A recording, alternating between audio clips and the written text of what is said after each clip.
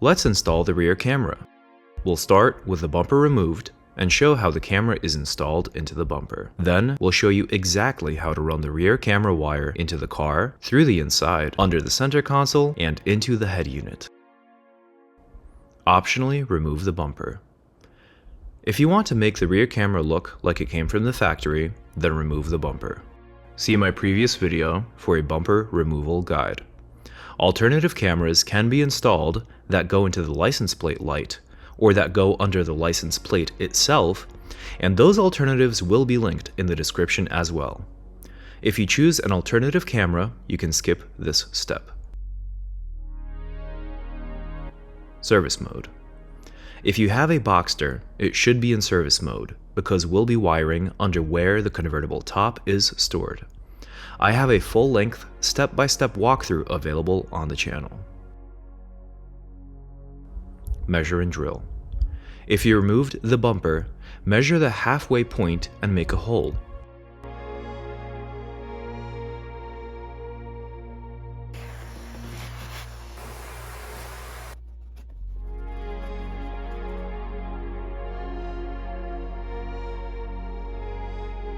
The resolution of the camera I chose isn't the best, but what is the wiring, being trim and small and 4-pinned for easy insertion, and how it's reliably mounted into the bumper with a large hollow bolt. Align the camera at the angle you want and fasten it internally using the nut.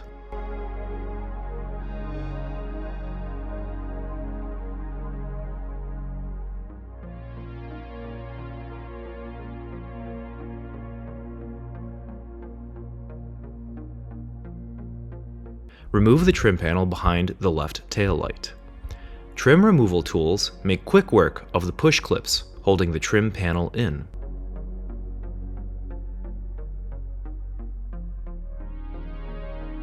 Remove the middle trim panel that is in between the taillight trim panel and the rear trunk closest to the engine. Also remove the rear center trunk trim panel.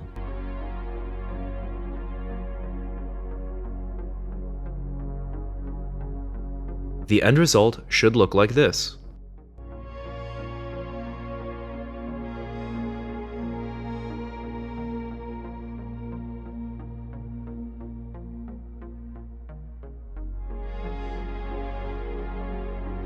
The 987 has a grommet that's sealed and does nothing on the left side.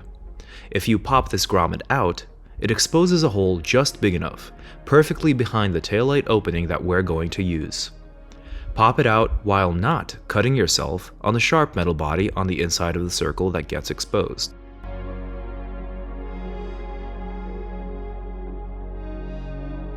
Insert the rear camera wire through the exposed hole in the body and feed it into the car through the inside, using the vent hole to assist you. And it should rest on this pillar here because the license plate square is going to end up right about there. I actually want to wrap this inward. Go reach in and find our rear camera cable here. And start pulling it a little inwards. So it rests inside the car and doesn't interfere with the bumper. Wiring through trunk into convertible storage area. Tie the head unit side of the rear camera wire to a long, thin tool. I used a hex bit extension.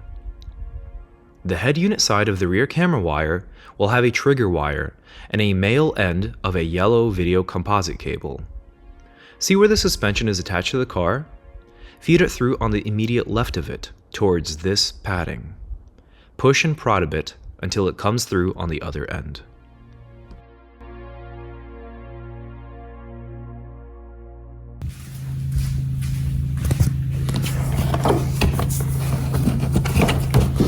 And if we peel this back, we can see exactly where our tool is. Ta-da!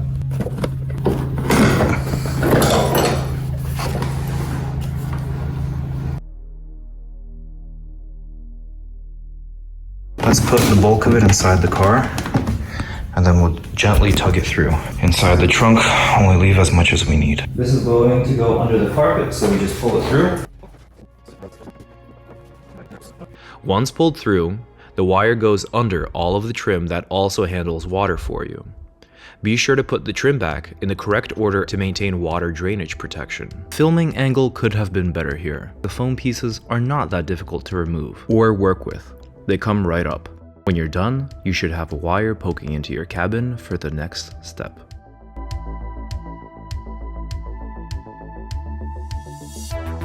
There we go.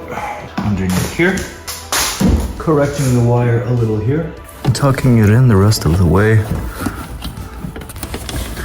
around this engine compartment here.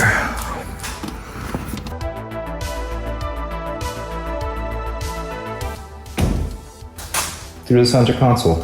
From another angle, wire goes this way, under the black thing, under the carpet, through the center console.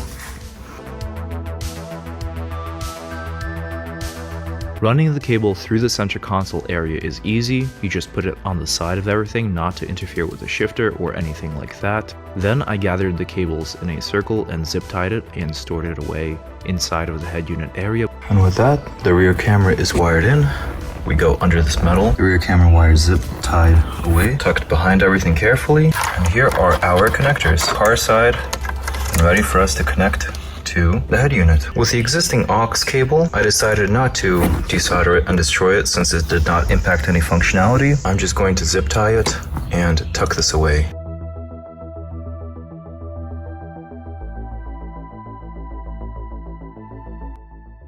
On the Boxster S 2006, and I surmise similar models, the brown is ground and the blue wire is your reverse light wire. I asked my dad for help confirming, and he was nice enough to put the car in reverse and out repeatedly, while I had a voltmeter on the wires to test. Put the voltmeter here, put it on continuity, and first we can check for ground and touch something metal. And we have the brown wire. We found ground. Now we adjust it to 20 volts direct.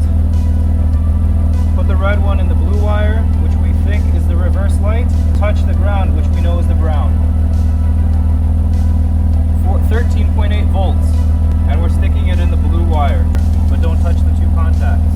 Now to make absolute sure that it's the reverse light, Dad, can you put it in first gear or neutral, please? Neutral. Now, the reverse light is definitively off at the top in the white. We check again against this blue wire, red, and the other brake lights might be on, but this one is off. We found our reverse light. Reverse one more time, please. No reverse. We found our reverse wire. I recommend still doing your due diligence and double checking that the brown is ground and the blue wire is reverse. Porsche loves using brown as ground. Confirm the wires and tap into the wires however you want. I used Amazon T-junction. I'm not going to recommend them 100%. It's a bad connector here. Oh, there it is. These ripped connections. Who did those? I was able to slide it out, and there, see, now I can stick it in, stick it out. It just goes in and out. And you should solder this one. Okay. Yeah, make a nice solder connection here with this one on, so that this never happens again.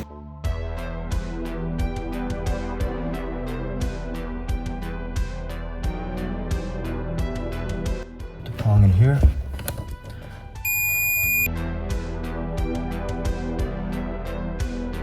On the head unit, it will depend on the head unit, but there will always be a yellow female connector as a receptacle for the video feed from the camera, and there should be a labeled reverse camera trigger wire that the trigger wire gets wired into.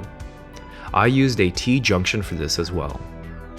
In the future, I'm going to redo this connector as an automotive plug, so things are more reliable while remaining plug and play if I need to remove the head unit. For now, the T-junction connector has worked well. Your specific head unit will have its own specific documentation. The Extron shown was poorly documented, and it turned out to be the brown wire. This is required for manual transmission 987s. The Extron CAN bus decoder can decode the reverse signal on automatic transmissions for the 987, and you shouldn't need this wire based off of forum posts with other people's experience for the automatic transmission. Firewall Protection. At this point, if everything has gone smoothly test-wise, I recommend taking the time to protect your rear camera wire. Since we fed it through the body, and the body has sharp edges with a grommet we removed, I recommend this kit, or rubber paste that hardens into rubber, applied around the wire so the sharp metal edges don't cut the cable over time while you're driving.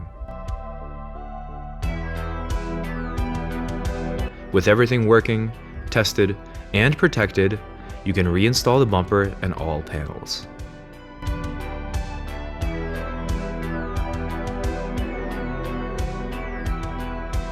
If you have issues, see the full-length video on my channel on troubleshooting steps. My rear camera worked sporadically, and using a TV and an AC adapter, we managed to wire the camera up to a wall-mounted TV and find the issue.